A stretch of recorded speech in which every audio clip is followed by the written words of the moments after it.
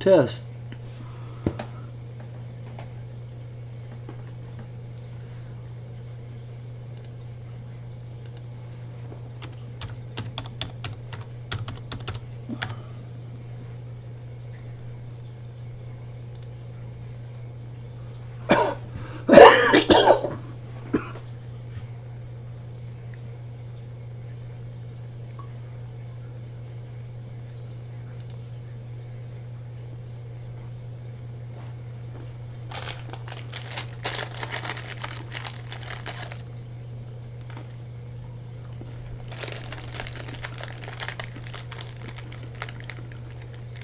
Hey Biggies, welcome to the stream.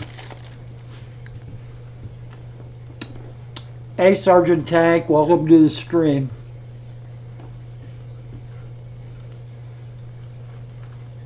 I'm sitting here eating crackers because I figured everybody was still watching Corey and Jimmy.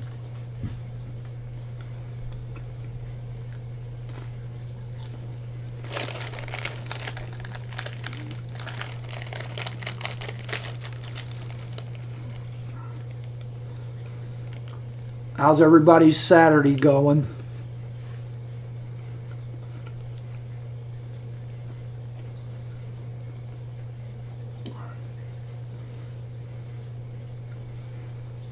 Is my audio okay?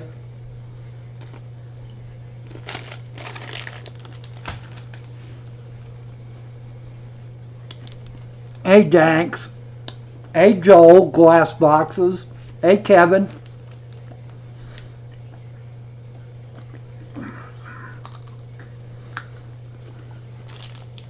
Thanks.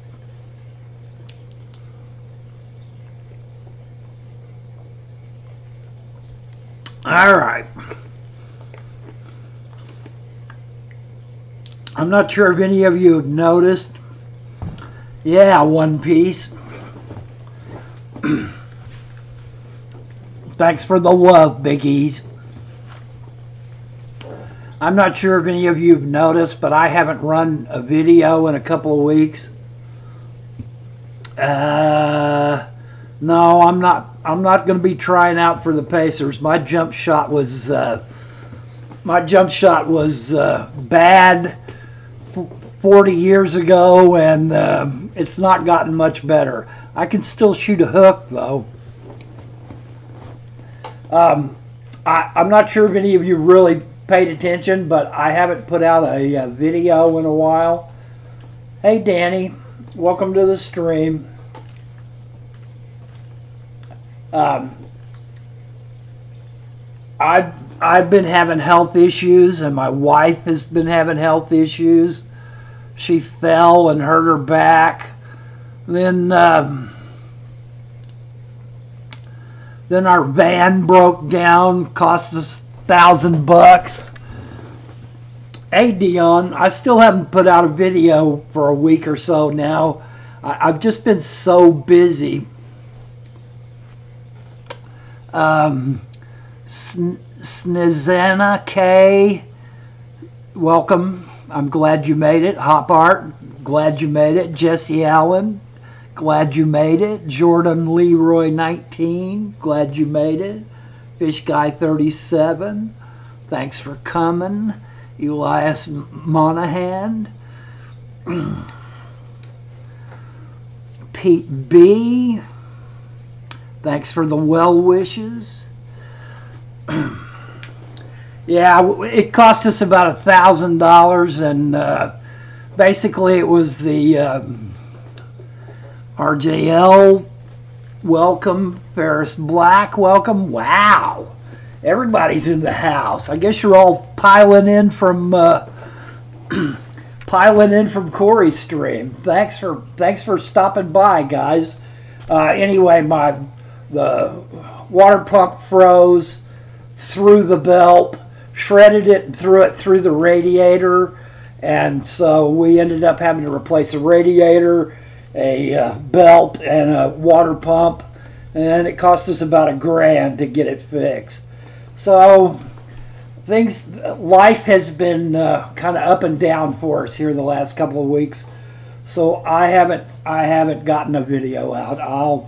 I'll get around to it. I'm not sure. One of the videos that I wanted to do was on evaporation, and so I thought I might just go ahead and do this live stream, and we could talk about evaporation in our tanks. Evaporation is something that is another one of the natural processes that goes on in our fish tanks, like the nitrogen cycle, like all of the other things that naturally occur in our tank, the oxygenation of water by plants or by surface agitation. There's a lot of natural processes that all come together that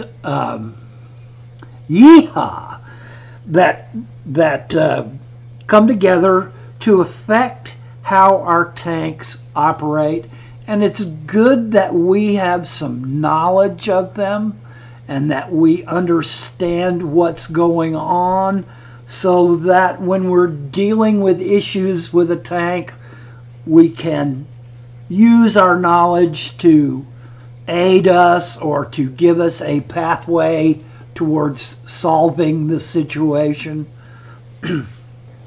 Wow, 51 people in here. I'm just going to sit and watch you guys talk. That's the most people I've ever had in a live stream before. Yeehaw! Yeah, the Guardian FID. I've been around for about a year on YouTube now. I've been keeping fish for better part of 30 years, 40 years. So I've been around. Hey Jimmy, welcome to the stream. I guess you guys must have steered people here. I've got 54 people in my stream. I'm going to be having stage fright pretty soon. Okay, so let's get into this topic. Now, you guys are welcome to offer questions. You're welcome to offer insights. I, by no means, those are my wife's plants, Pete B. It's her 75-gallon rainbow tank with Jimmy's rainbows in there, as you can see. And I'm still fighting intestinal parasites with them. It's just been terrible.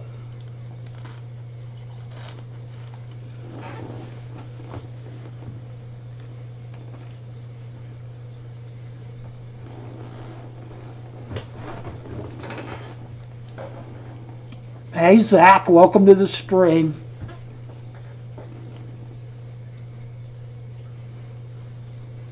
And nobody calls me sir.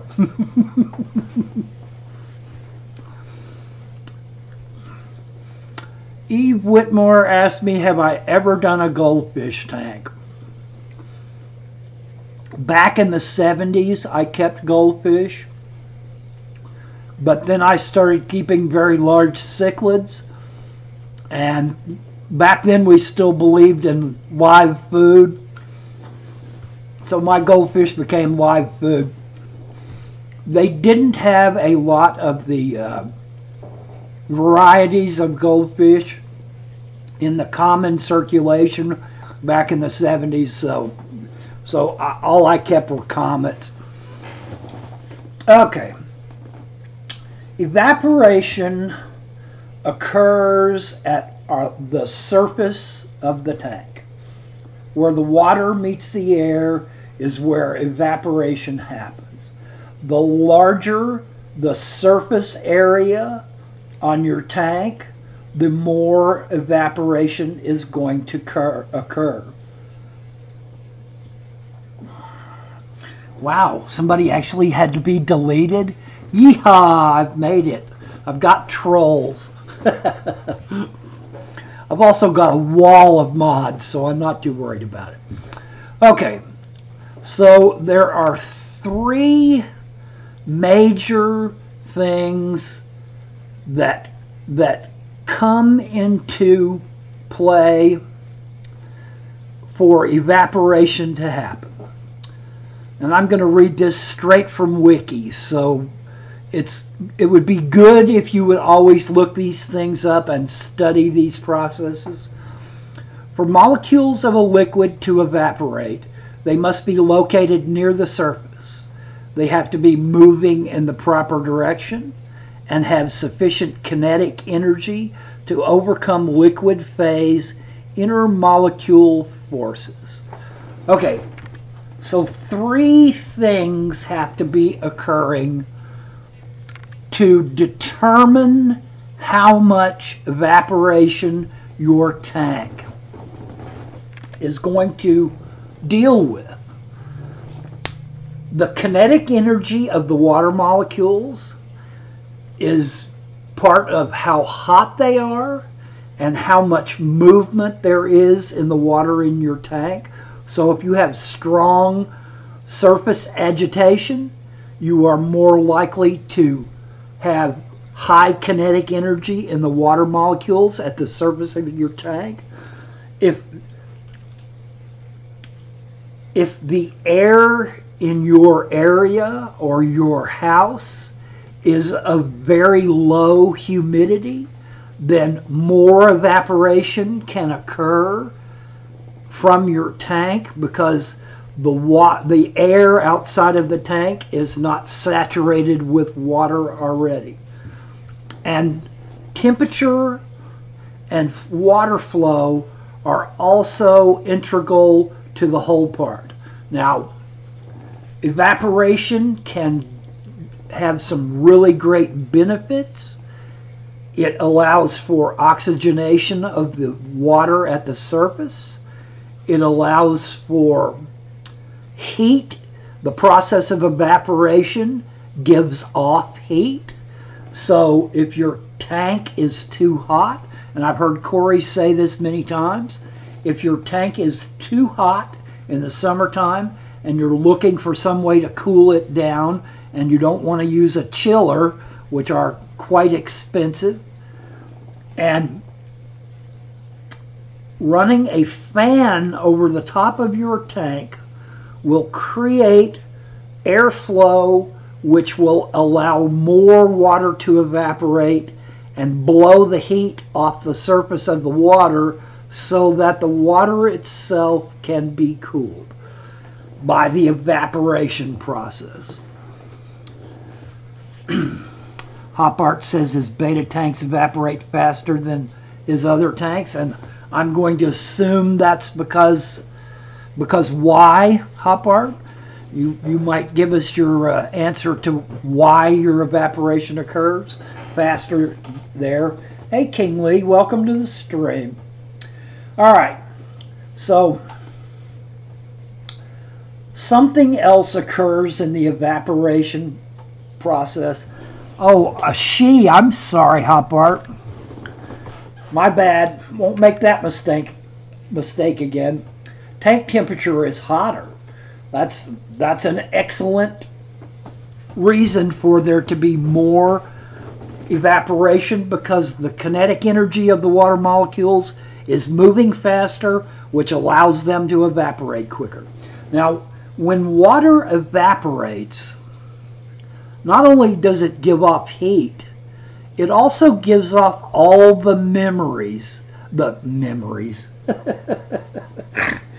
the minerals that are in the water. So if you have high evaporation in your tank, the TDS of your water is going to increase because the minerals from the evaporating water will fall back into the tank and over mineralize the water that's already there. So if you are doing water changes and you have lost 5 gallons to evaporation over a period of a week, and you think that you can add your tap water with whatever TDS it is back into the tank over and over and over again and let it evaporate, eventually you are going to supersaturate the TDS in your tank, because that water is going to evaporate again and lose its minerals back into the water. So there's a process going on with evaporation which is increasing the density of the TDS in your tank. So the thing to do is to pull out water from the tank before you add water back in. And in that way, you pull out enough of that high mineralized water so that when you replace it with water, that water will be, the water in your tank will end up being about the same TDS as you had before. Now, a lot of people top off their tanks with RODI water, and which has 0 to say like 10 TDS, so there's no minerals in it. So that if your water has evaporated and you're topping off the tank, you're basically turning the water back into the same mineralization it was before it started evaporating. So you can add RO to a tank and keep the minerals the same as they were to start with. And I think it's critical as fish keepers that we keep up with this kind of science so that we understand what's going on with the water in our tanks. I named my channel Water. I mean, it's got my name, but my channel's name is Water. And it's because as long as we take care of the water in our tank to meet our fish's needs, then the fish are going to pretty much take care of themselves. You may run into diseases, you may overfeed, you may have problems other than it. But as long as we take care of the water in our fish's tanks, the fish will be okay. Okay. Ms. Hoppart asks, yeah, but what about ammonia? Okay, ammonia is a different process from evaporation. I don't think the amount of ammonia that is given off in the process of evaporation is high enough to really affect ammonia. When I talk about adding tap water back to the tank, I hope everyone understands that I mean having dechlored it, having removed the ammonia from it before. So I'm not adding more ammonia back into a tank when I'm talking about evaporation. But ammonia can become a problem in a tank if there is a buildup of food, if there is a huge amount of plant die-off, if there is a huge amount of dead fish, hidden in a corner in the tank. So ammonia is the kind of thing that the only way that you're really going to solve it is by deep vacuuming of the gravel, by finding any dead fish, by gravel vacuuming to keep uneaten food. Hey, Loop, welcome to the stream, man. That's Rob from Flip Aquatics. I highly recommend any of you that are interested in shrimp keeping or any kind of fish keeping, check out Flip Aquatics channel. Rob is an expert on shrimp. Ammonia needs to be taken care of by bacteria in your tank, by heavy water changes that remove most of the ammonia, by gravel vacuuming, by searching the tank for dead plant material, by searching the tank for dead fish.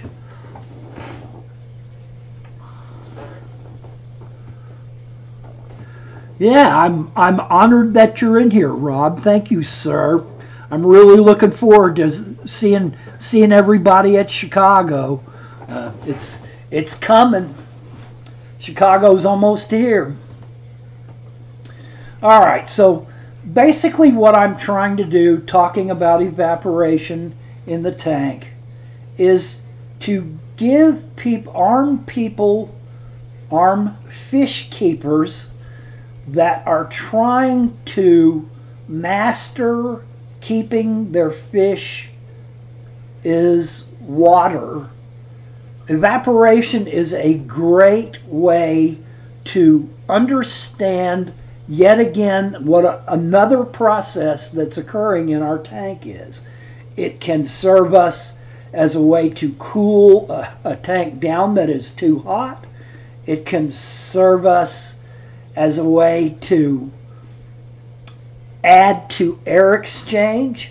Although when we're talking about air exchange at the surface, the hotter the water is, the more kinetic energy in the water molecules given by heat and by flow and motion in the water itself, the less likely, the lesser the amount of oxygen that the water can absorb. So a cold water tank will absorb a lot more oxygen in the water than a hot water can. So you have to be, hey, Short and Anxious, welcome to the stream. Welcome from Scotland, Jordan Leary 19. Usually I welcome everybody in my stream, but it's 60 people is a little bit too much to welcome. So I'm just trying to give you an idea of the science that's involved with evaporation. I think it's a topic that's well worth studying, and I think it is yet again another tool that we can use to understand the processes, natural and otherwise, that occur in our fish tank's water. And I think as long as we spend a great deal of our focus on the water that's in our tanks, that we will have more and more success as fish keepers. So I think that it's worth your time. I think that it is worth your studying. I think that it is worth your researching.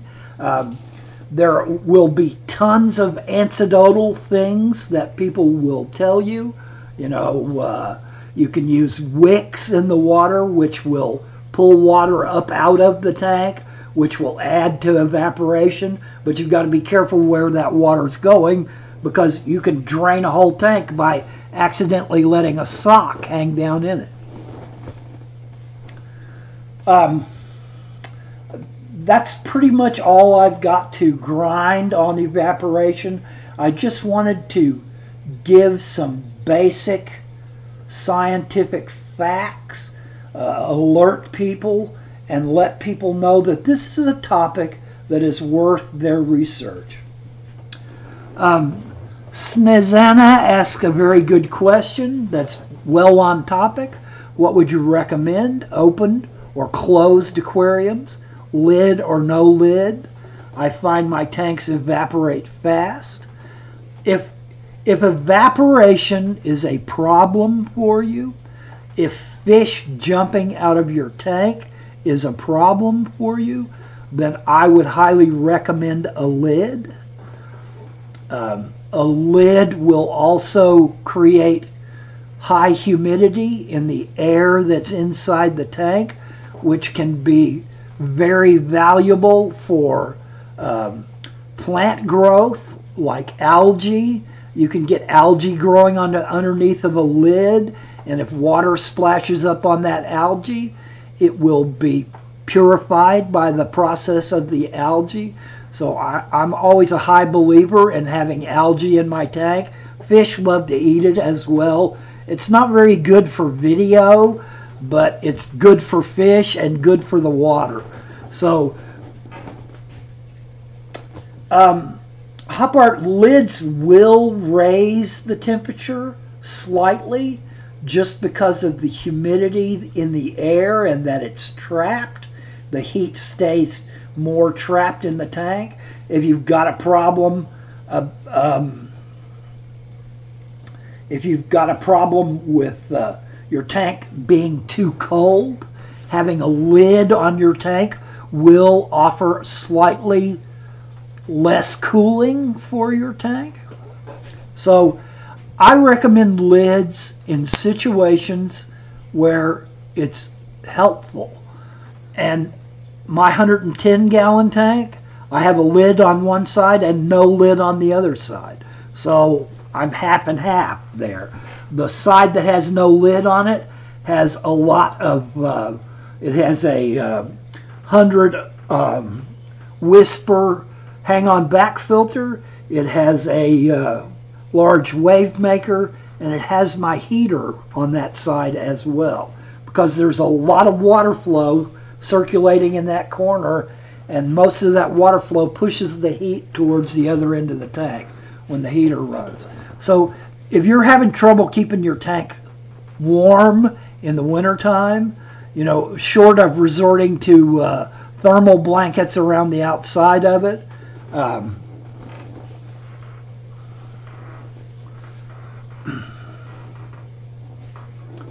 okay.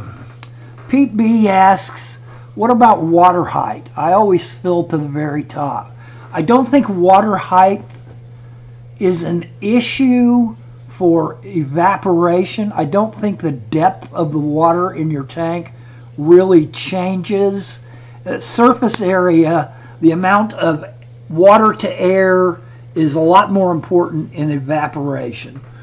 But if you fill your tank all the way to the top, you stand a slightly higher risk of fish jumping. So I know it doesn't look good on video for a water level to be lower than the rim is, but I've always kept my water below the rim just because I felt like if fish were going to jump, that they would stand a better chance of landing in the tank if the water was slightly lower. Okay, Snizana says, no problem with fish, but I have to top off often. Yeah, high evaporation with no lids is going to cause you to have to top off or just do water changes a lot. Jordan Leroy brings up a good point. Also, if you have some 15 to 8 T5 or T8 lights under the lid, will increase the heat a little too. And T5s and T8s are going to increase the heat a lot, whether you've got lids on or not. The Guardian says the cooling info applies to me. Good info, Dwayne. Thanks. Well, I think if you've been listening to Corey lately, I've heard him say it 4 or 5 times. Short and Anxious says I use Sterilite tubs and they don't evaporate when the lid is on at all. The goldfish tubs have a raised open lid to keep them cooler, and those ones evaporate all the time. So Short and Anxious is in the lid camp, and I think it's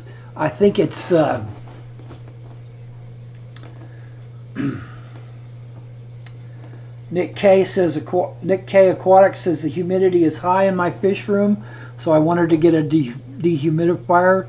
Do you think if I got a dehumidifier that is too big, it will draw water from the tanks? Well, it's going to, Nick. It's the amount is probably going to be very small.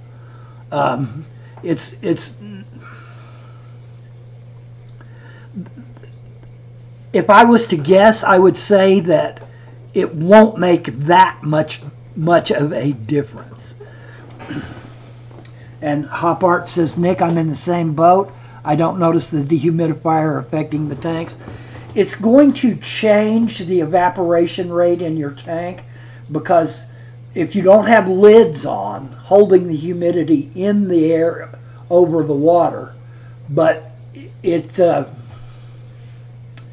not going to evaporate that much more. Hey, Flynn's Fish Forum, welcome to the stream. I'm looking forward to meeting you in Chicago. Get a chance to shake your hand and talk to you real live for once. My wife and I should be there all 3 days. Knock on wood. If a storm don't come and the creek don't rise. Well, Nick, if your issue with humidity is that your walls are starting to get mold on them or something like that, get as big of an evaporator as you can, a humidifier as you can afford. You know, don't skimp on that, because then what are you going to do if it's not enough? You're going to have to get another one, or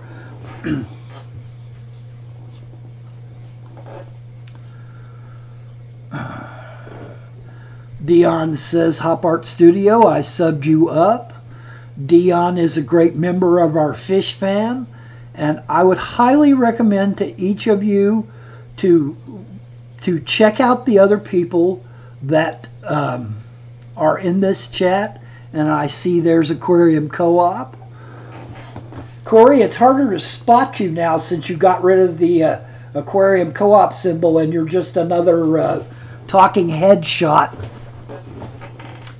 Corey went 7-layer bean dip and chips for lunch. That's some pretty good eating. Sloppy Joes and meatloaf. So are you eating Sloppy Joes and listening to meatloaf, Jimmy?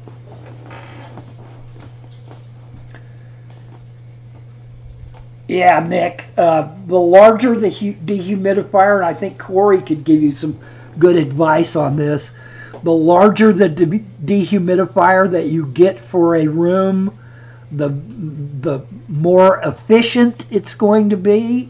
But you've also got to realize that a large dehumidifier will put out a lot of heat as well. Corey's probably the guy to talk to. He's torn his hair out over dehumidifiers, so he knows. Stephen Fitzgerald says Corey's going to have a Three Musketeer bar for dessert. We don't discuss religion or taco crunchiness.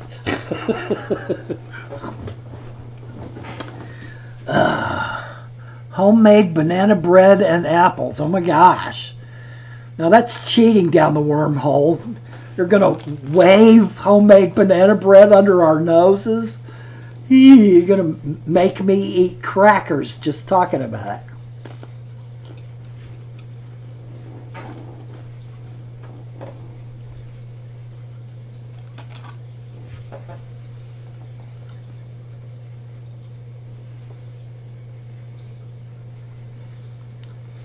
Nick K, the AC will decrease the humidity. It should not add humidity. Air conditioners work by condensing the heat in the coolant that runs through the pipes and then compressing that coolant, which has a byproduct of giving off heat. And that heat is run through the outside and gives off that heat through fans to the outside. So when that coolant comes back inside, it will necessarily cause humidity to condense on the coils that are cooler, and it will remove humidity from the air. Yeah, that's rough for you guys to talk about freshly baked banana bread. I don't know anything in the bread area that is better than freshly baked banana bread that's just starting to cool, and you cut a slice, it's just barely able to hold together, and you cut a slice and eat it. It doesn't get a whole lot better than that.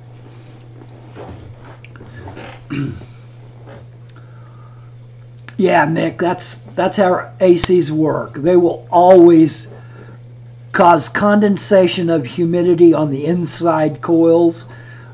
Air conditioners do not put out cold air, they pull in heat, and that's how they work. And once the coolant in the system has had all the heat expressed out of it on the outside of the air conditioner by the compression, which creates super hot, and it's run through a small feeder tube, the heat will necessarily be much greater in the coolant, and it will be expressed outside. And so the coolant that's returning after having run through the exterior coils will always be cold. So it is able to grab more heat on the inside as the air is pushed out of it, pushed into it. Lauren Klinger says, my mom's zucchini bread is better than anything. I'm not a huge zucchini fan, but I would probably eat zucchini bread. Okay, Jordan Leroy is asking me a little off topic, Dwayne, with all of the filter fads over the year, what would you say was the most effective in your opinion?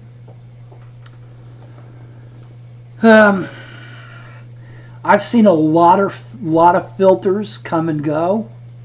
I think the two that strike me as the most efficient are internal sponge filters and Matten filters. They really seem to work very well and have the lowest cost.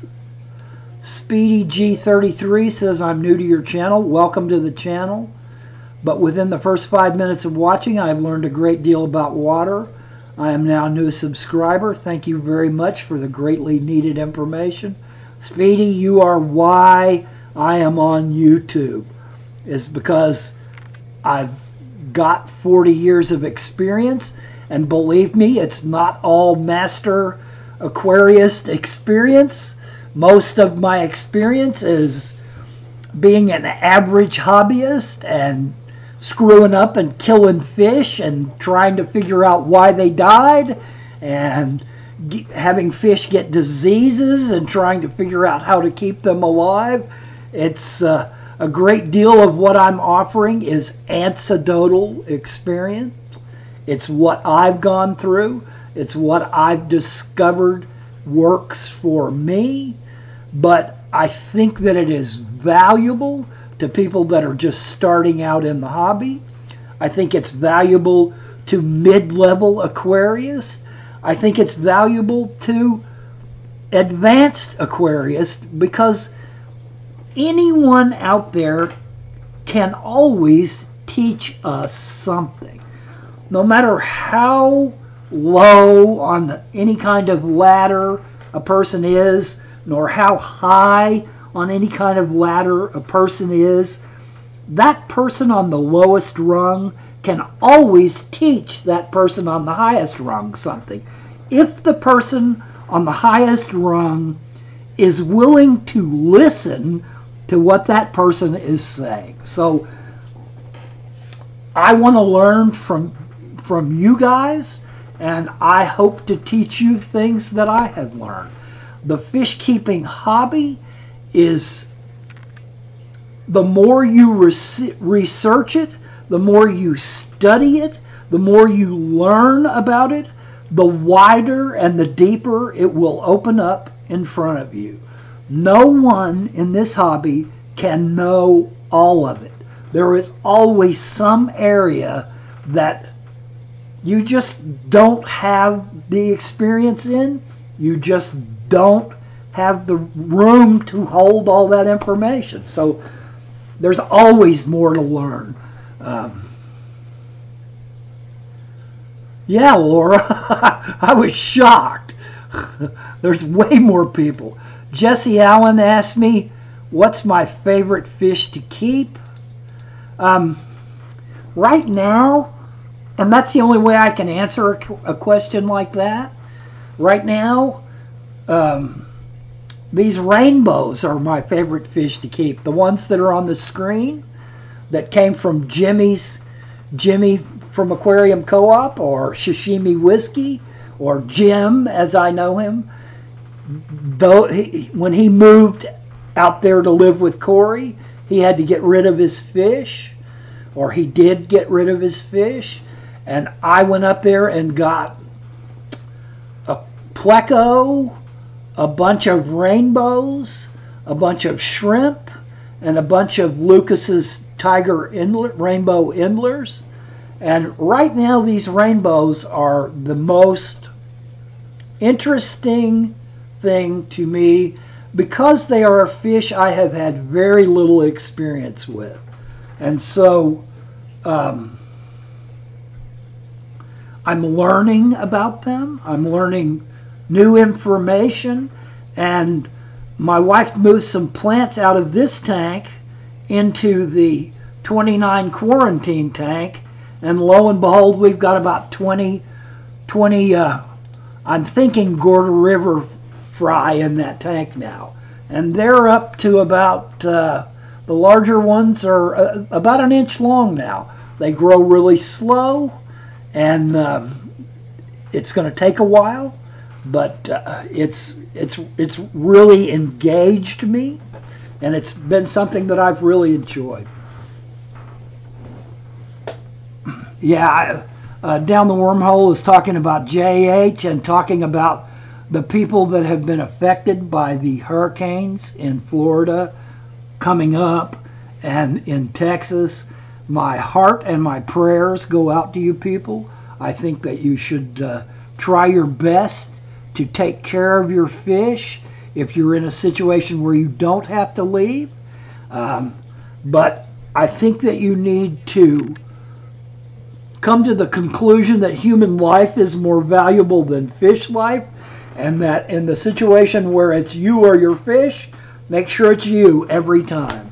You know, let's get realistic about our hobby. You can always replace fish. You can always replace tanks, but you're not going to replace you if you drowned in a hurricane. So get yourself out if you can, or make yourself be very safe if possible. Oh, one thing that I'd like to bring up, I just got my hard copy yesterday of a very interesting piece of artwork. And I think if you look close at the bottom, I'm not sure where it's at in the screen. Here, let me raise my screen value. There we go. Let's see, I can't quite get it, but in the bottom there you will see a signature, and if you guys don't know, this is my logo art for my channel, and it was done by Priscilla, and I thank Priscilla greatly for doing it. It's been a real thrill for me to have actual artwork that I can use on my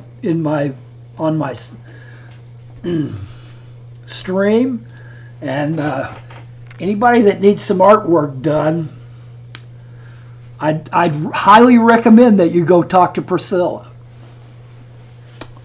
The Guardian FID says, thanks Dwayne from Miami. I've spent quite a bit of time in Miami, Coconut Grove areas.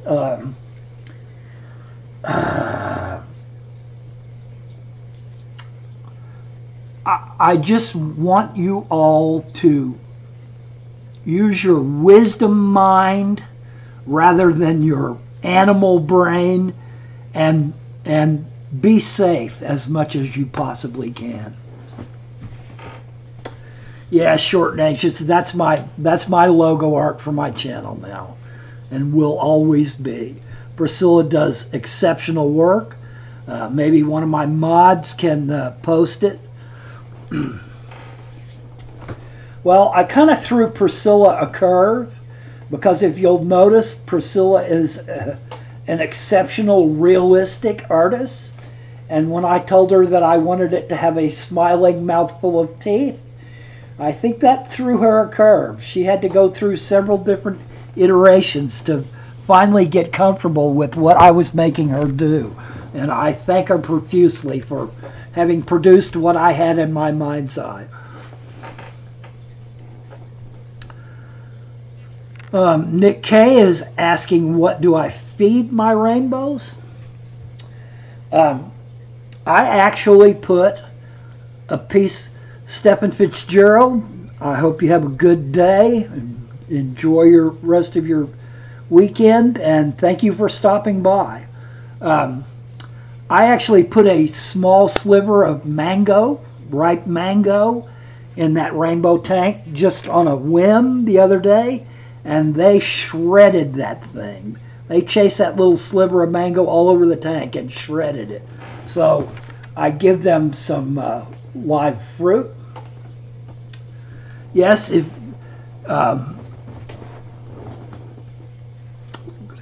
you guys haven't checked out Joel's channel, Corvus Ocean. I always have problems pronouncing that name. I want to say Oskin. Please click on the three dots beside Corvus's name and go check out and subscribe to his channel. Corvus Joel has a great deal of information to share to you. He has got years of videos. I'm starting to run into an issue with people that only want to watch the current video of a new channel. People have put out hundreds of videos, even thousands of videos, and there is always value even in those older videos. So I would extremely recommend that when you go to a new channel and you have the time is always an issue, so I recognize that. But if you've got the time, go back through the log of videos that are on each channel and see if they've already got a video that's going to answer your questions. And then stay current with the new videos. Slowly tick off the old videos and that you find interesting. Okay, back to Nick's question.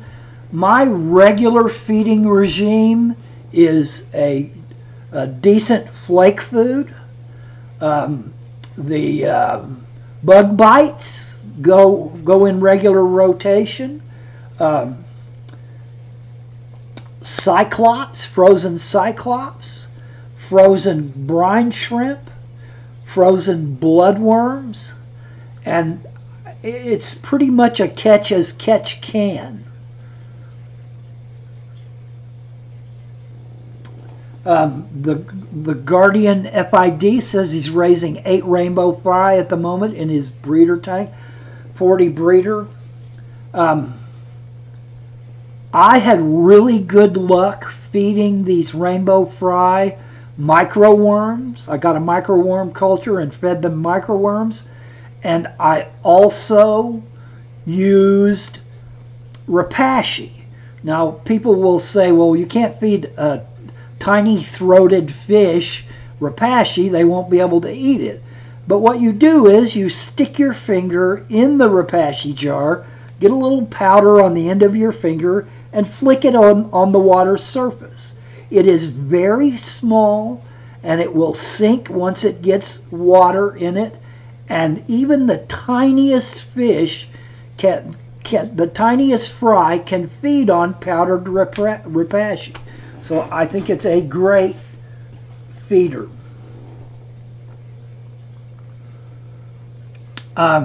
Every once in a while, I feed them Mayantese's frozen shrimp. They're a little larger than their throats are, but these goiter rivers are starting to get pretty hefty, and they just tear that stuff up. I have never had a problem with these rainbow fish eating. They are voracious eaters. The more time I have spent observing and watching rainbow fish, the more sure I am that rainbow fish are very much like cichlids, large cichlids. They have the intelligence, they have the awareness, they have a good deal of the personality, and their behaviors are very cichlid-like.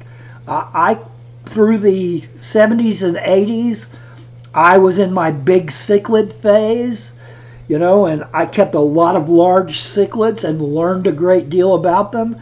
And I line bred Jack Dempsey's for 10 years. So I am astonished by the similarities between rainbows and cichlids. I firmly believe that at some point in history there was a split between cichlids and rainbow fish, and they just went different paths as far as their development, but they came from a very similar stock. I've not tracked it back yet, but I just really feel like they're very close. Their behaviors and their actions. Maybe it's just because rainbow fish are filling a niche that is not filled by cichlids in the places where they are from, and so they have developed that behavior. But it's astonishing to me.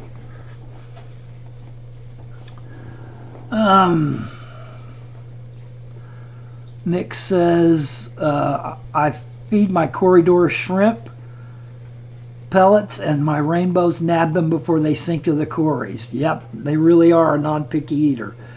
Jordan Leroy's asking me, what would you say is a good food for growing up juvenile cribensis? Anything that is small enough for them to eat.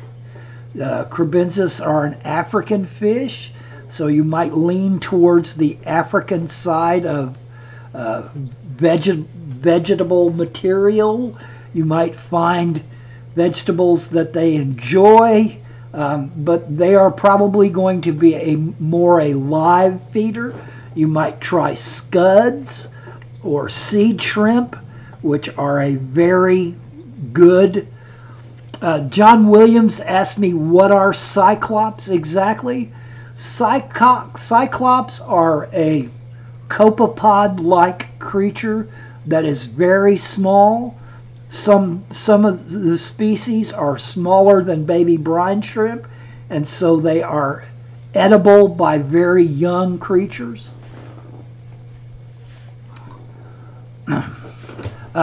Cribensis, my experience with cribensis is they'll eat anything. Cribs will just terrorize the tank eating food as long as they're in good health and they're not afraid of something.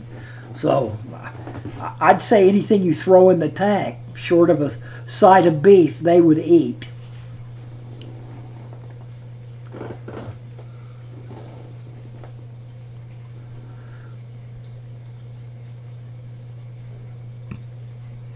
Yeah, the Guardian, I think you're that you're feeding them small enough things for their throats, because rainbow fish do have an issue with the size of their throats, and a very small size, they can easily have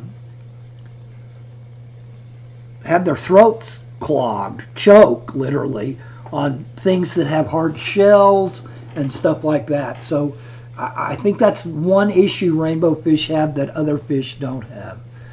AD Aquatics, welcome to the stream. Now, Lucas will tell you to just take tetragranules and grind them up fine, and I've done that a little bit too.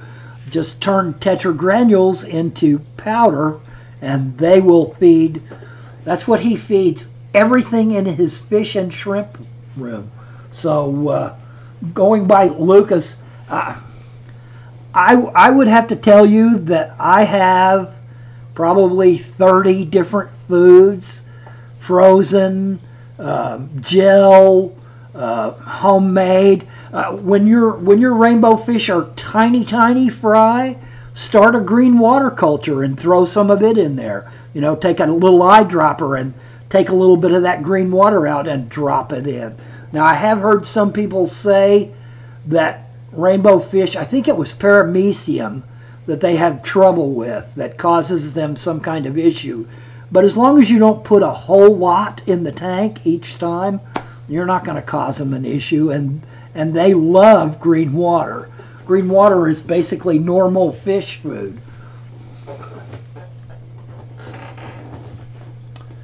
All right, guys, we're coming up on the top of the hour. If you've got some last large questions that you'd like to get in, I've been really aghast at how many people I've managed to hold through the stream. This is my largest live stream ever, and I seriously welcome all new listeners, all new viewers to the channel.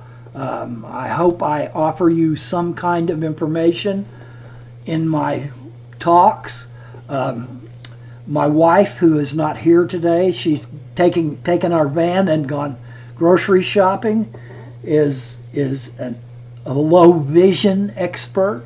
She worked 30 years in low vision as a research scientist, and she has some awesome information to share. She's also a botanist, a master gardener, and I've been getting her going on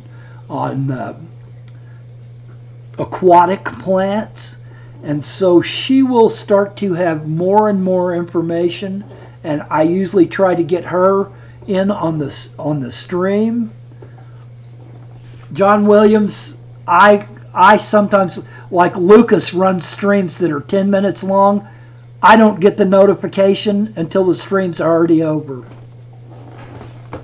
So I can't tell you anything about YouTube, because as soon as I tell it to you, it'd be different. And Corey gave me a pat on the back for my live stream. Corey, that is high praise. I'm not sure that I'm worthy, but I will strive to be worthy. My wife has her own channel. It's let's see. I'll maybe someone else that is subscribed to her channel. She is working on a PowerPoint presentation for the effect of lighting on fish eyes, the effect of lighting on plants, and how we can best put those things to our own use. I think she's going to have some wonderful information to share, and she's probably twice as smart as I am, and I think I'm pretty smart sometimes anyway. And I think you will discover that she has some very valuable information and insights that come from a lifetime of studying blindness and low vision and the effect of light and the colors of light on eyes and plants. I think you'll find her information very valuable.